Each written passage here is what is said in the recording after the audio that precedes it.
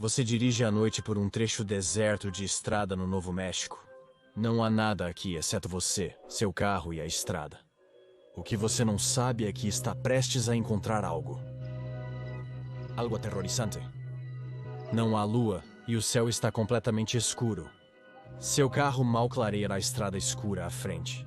Assim, você avista algo no seu retrovisor. São um par de faróis.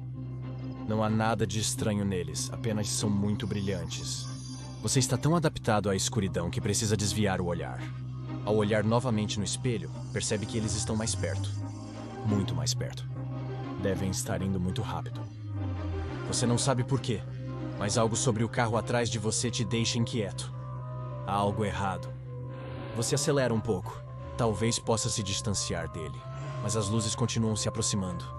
Então você acelera um pouco mais. Mesmo assim, ele aumenta no seu retrovisor. Você está ficando nervoso. Parece que vem diretamente para você. Você acelera o máximo. As luzes acompanham facilmente. E agora, elas estão bem na sua cola.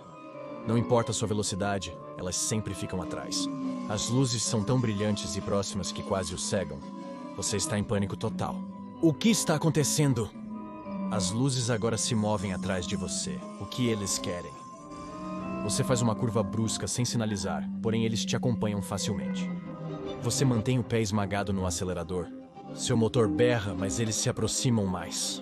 Eles estão bem na sua traseira. As luzes brancas intensas queimam seus olhos, fazendo você apontar o retrovisor para baixo.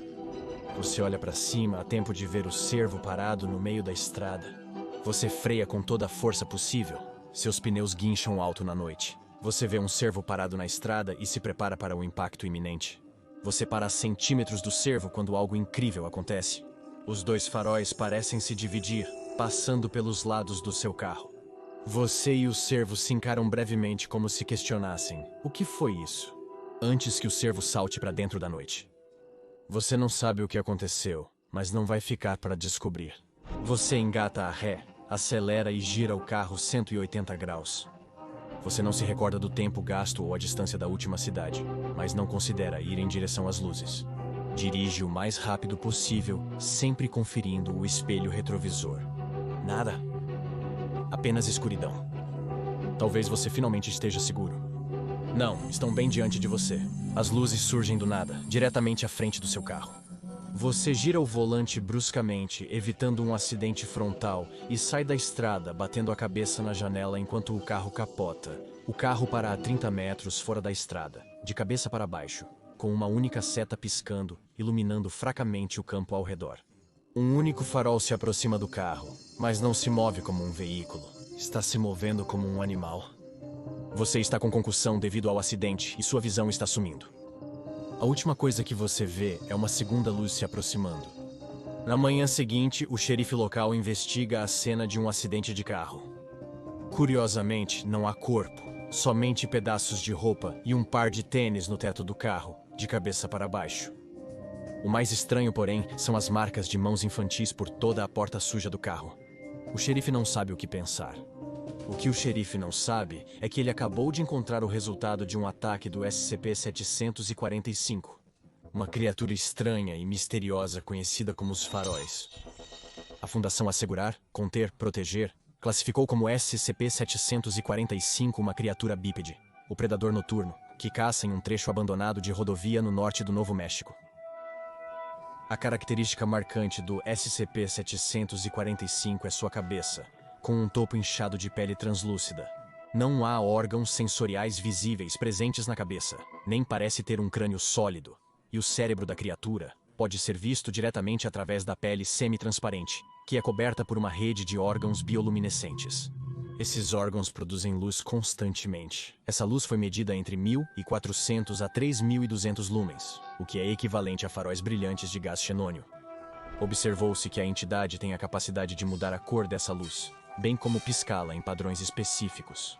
Acredita-se que ele adote esse comportamento para se defender e também para se comunicar com outros da sua espécie. O resto do corpo do SCP-745 é coberto por uma pele de cor preta profunda e escura que parece absorver a luz. Essa qualidade, quando combinada com a proeminência cegante de sua cabeça, dá a aparência de um ponto flutuante de luz na escuridão. As entidades SCP-745, que caçam em pares e preferem áreas remotas de rodovias, são facilmente confundidas com faróis que se aproximam. Duas SCP-745 podem se mover sincronizadas, correndo juntas a até 180 km por hora. Juntas, mirarão em veículos solitários na rodovia, iniciando perseguição ou correndo na direção deles, dando ao motorista a impressão de um carro em alta velocidade se aproximando. Depois que se aproximam do carro-alvo, elas tentarão pará-lo por qualquer meio necessário, seja simplesmente forçando o motorista a encostar por medo ou tirando-o completamente da estrada.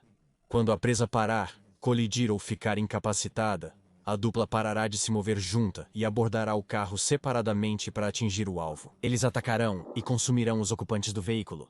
Quase nada resta após um ataque, apenas alguns pedaços de roupa e sapatos da vítima. Além do dano sofrido durante o acidente, nunca há qualquer outro sinal de luta ou entrada forçada, sendo a única outra evidência deixada no local as marcas de mãos infantis das pequenas patas dianteiras do SCP-745.